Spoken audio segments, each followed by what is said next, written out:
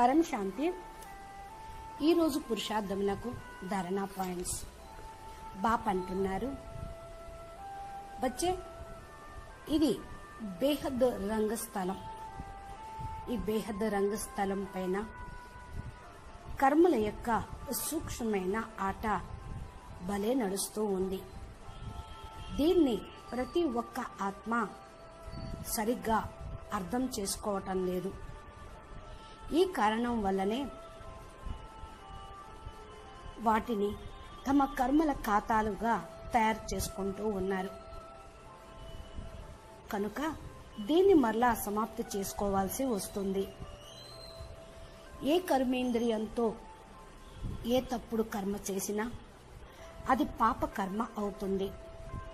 For example, కళ్ళతోటి కుదుష్టిగా చూశారు అంటే అది పాపకర్మ అయిపోతుంది. సంకల్పాల ద్వారా చేసిన పాపకర్మ యోగం ద్వారా సమాప్తి చేసుకోవచ్చు. వాక్కు ద్వారా చేసిన వికర్మ అనగా ఏ ఆత్మ అయినా సరే వికారాలలో ఇరుక్కుపోయి బలహీన ఆత్మగా ఆధీనమైతే ఆ ఆత్మ గురించి వారితో మాట్లాడి వారికి కష్టం కలిగించే సంకల్పం వాక్కు చేసిన వాళ్ళ మనసును నొచ్చుకునే విధంగా, మనసుకు గుచ్చుకునే విధంగా మాట్లాడితే, దుఃఖ పెడితే దీనికి చాలా కర్మల ఖాతా తయారవుతుంది. దీన్ని మీరు శరీరం ద్వారా సమాప్తి చేసుకోవాల్సిందే. అందుకనే బాప్ అంటున్నారు, బేహద్దు పిల్లలు నోటితోటి మాట్లాడటం ఆపేయండి, అవసరమైతేనే మాట్లాడండి. అసలే బలహీన ఆత్మలు తన సంస్కారాలకు ముందే పరేషాన్ అయి ఉన్నారు. వాటిని ఆ ఆత్మలు ఖతం చేసుకోవాలనుకుంటున్నారు. దాన్ని మీరు తెలుసుకోకుండా అందరి ముందు తేలికగా చేస్తూ వారికి గుచ్చుకునే విధంగా మాట్లాడితే ఇంకోసారి బాధ పెట్టినట్లు అవుతుంది.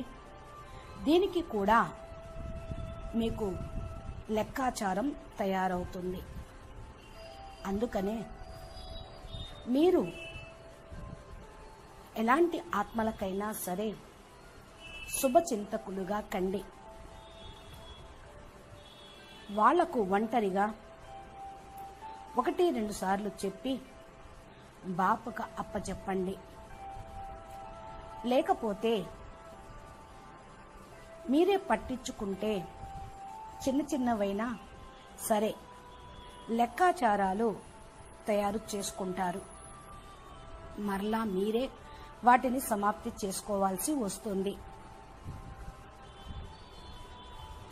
ఇలాగే ఖాతాలను సమాప్తి చేసుకుంటూ కూర్చుంటే పుణ్య ఖాతాను సంపాదించుకునే సమయం గడిచిపోతుంది.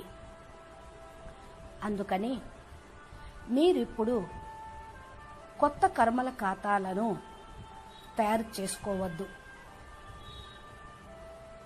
ప్రతి ఆత్మ ఎడల దయ, ప్రేమ మరియు కళ్యాణకారి భావనను జమ చేసుకోండి.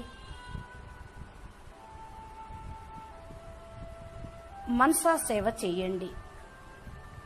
అప్పుడు మీకు అందరి దీవెనల ఖాతా జమ అవుతూ ఉంటుంది. మీరు త్వరగా మీ గమ్యమునకు చేరుకోగలుగుతారు. సంకల్పాల ద్వారా చేసిన వికర్మ